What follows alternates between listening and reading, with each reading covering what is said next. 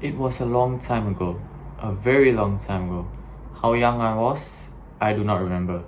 But I remembered watching a movie called How to Train a Dragon once on television. When I first read the name, I did not know what to make of it. But since I had nothing else to do, I decided to give it a try. And I must say, I regretted not watching this film in the theaters. This film was perfection, and with an almost perfect score of 99% on Rotten Tomatoes and 91% on the audience score, I can safely say this is one of the greatest animated films out there. Some would even argue it is the greatest. After watching the first one on TV, I decided to go ahead and watch the second one and the third one when they released in theaters, and I got to say I absolutely love them both.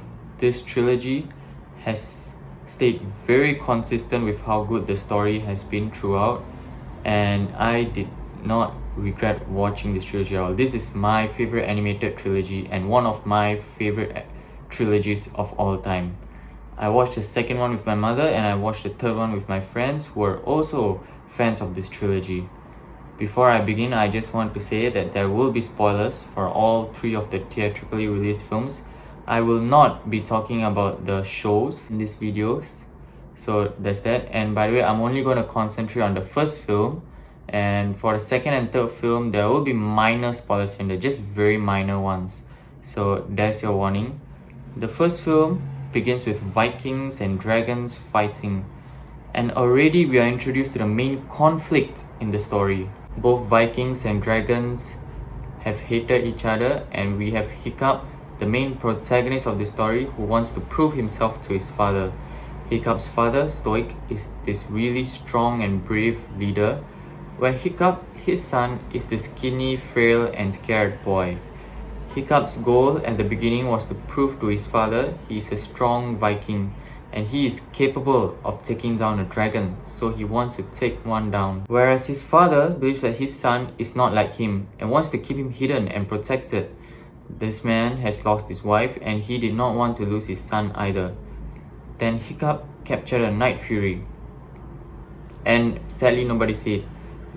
And the Night Fury is a dragon that the villagers feared the most, but nobody was there to see him take down the dragon. So already within the first few minutes of the film, not only are we introduced to the main conflict of the story, but we are also introduced to some great themes.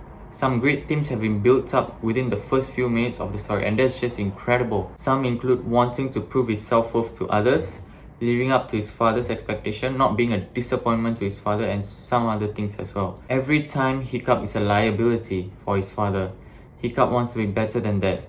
So he goes into this forest to search for the Night Fury that he shot down that night, to show evidence that he's capable of a Viking, of course. When he had the opportunity to kill the dragon, and the dragon even accepted its fate, Hiccup instead saves the dragon.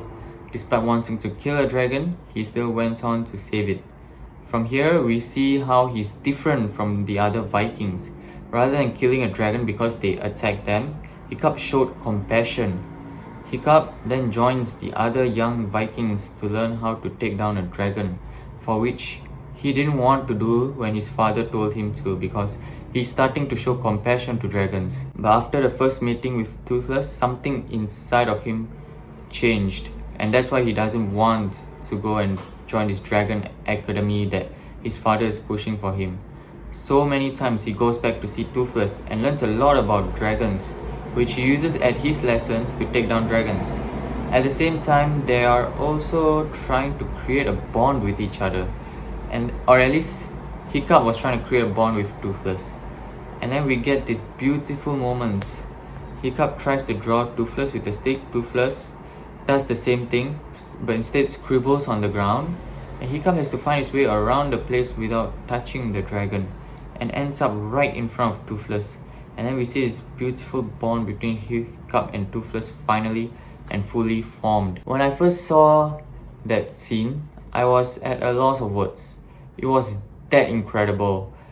Afterwards, they took it to the next step. Hiccup, feeling responsible for Toothless not being able to fly, makes a new wing for him and trains him to fly. And we have this incredible score from John Powell, and this absolutely stunning first flight scene. It felt like a roller coaster ride for me, especially when Hiccup flies downwards, and then there's all this wind coming to the screen, and it just feels like a roller coaster ride for me. Absolutely mind blowing.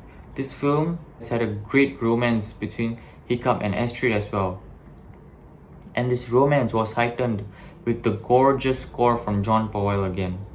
Then, when everything goes wrong, when everyone, especially Stoic, realizes Hiccup's friend is a dragon who is a sworn enemy of Vikings, his father gets really mad and angry, becomes more disappointed in his son, and brings himself and his Vikings to Dragon's Island, this dragon's nest, right? There the Vikings faced the biggest and strongest threat they ever faced. Meanwhile, thanks to Astrid, Hiccup got this really crazy idea to get his friends to train dragons. After that, they flew to the dragon's nest. As Hiccup was trying to free his dragon, Toothless, from the chains, he got unconscious. So his father stepped in and saved the dragon who also got him out. Then the father tells his son, "I'm proud to call you my son." And that is just such a great character development from the father. He became more accepting of dragons, and he was also really proud of what his son was, for what he's able. Even though he's not as strong as a Viking, he's still very proud of him.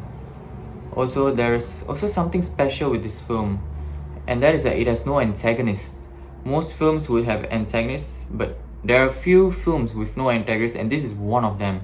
This film, and then there's Your Name, there is a Top Gun Maverick, there's Top Gun. None of these films had real antagonists or villains, and I really like that. There's just something special with stories with no antagonists. It just makes the story more personal for the characters involved in this story. That made the conflict in this film more personal as well for the characters. And then we are followed with some really fascinating visuals with Hiccup and the big dragon flying around in the clouds, the fire that the big dragon breathes. It would be really scary for young children, really. Then which I also really appreciate, because DreamWorks thinks it's fine to scare children, young children. They are not afraid of making very scary visuals for young children, of course.